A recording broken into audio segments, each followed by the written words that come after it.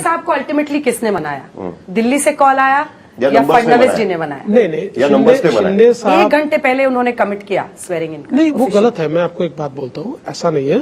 मेरी उनसे 1 दिन पहले भी बात हो गई थी और मैंने लेटर भी भेज दिया था उनके नाम का। उनकी पार्टी में 2 राय चल रही थी। आम राय तो ये थी कि शिंदे जी ने ज्वाइन करना चाहिए, पर एक माइनॉरिटी राय वहां ये भी थी कि शिंदे जी ज्वाइन न करे, वो एक प्रकार से कोऑर्डिनेशन कमेटी के चेयरमैन बन जाए। तो उसके ऊपर उनकी चर्चा चल रही थी। और शिंदे जी की मैंने एक आदत देखी है कि पेशेंटली हियर करते हैं और थोड़ा सबसे बातचीत करते हैं। चुनाव के समय भी साहिल को पता है कि जब टिकटों का बंटवारा होता था तो अंतिम समय तक उनकी चर्चाएं चलती थी, लेकिन उनका निर्णय पक्का हो गया था। उन्होंने पूरे डेमोक्रेटिक प्रोसेस को फॉलो किया। मनाया किसने? नहीं, मुझे लगता है कि मेरे से जो पहली हमारी मीटिंग हुई, उस मीटिंग के बाद हम दोनों जब मिले और मेरी जब बातचीत हुई, मैंने प्रधानमंत्री से भी बात हुई उनकी? प्रधानमंत्री जी से उसके बाद बात नहीं हुई। जो पहले बात हुई उसके बाद बात नहीं हुई। गृह मंत्री जी? नहीं, किसी से बात नहीं हुई। उसके बाद उनकी इस मसले पर बातचीत नहीं हुई।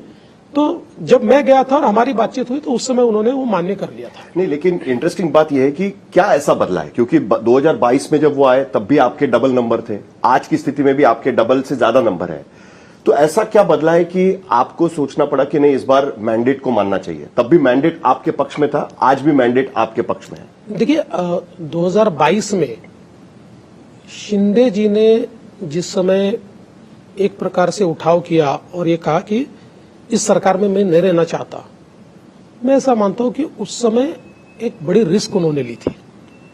कई बार इस प्रकार के निर्णय राजनीति में आपको समाप्त भी कर सकते हैं, और उसके चलते मैंने स्वयं हमारे नेताओं को ये प्रस्ताव दिया था कि हमने शिंदे जी को मुख्यमंत्री बनाना चाहिए, क्योंकि उनके साथ जो लोग आए हैं उनको हम कॉन्फिडेंस नहीं दे पाएंगे। उनको कॉन्फिडेंस मिलना चाहिए कि अपना नेता है। इसलिए उस समय ये सोच समझकर हमने तय किया था कि शिंदे जी को हम मुख्यमंत्री बनाए।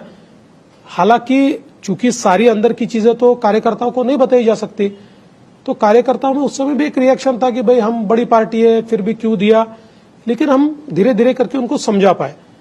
इस बार नंबर ऐसे थे कि कार्यकर्ताओं को समझाना ये बड़ा कठिन काम था, और नेताओं को भी ये लगता था कि इस नंबर के बाद हम लोग अगर भारतीय जनता पार्टी का मुख्यमंत्री नहीं बनाएंगे तो देश भर के कार्यकर्ताओं में एक मायूसी आएगी।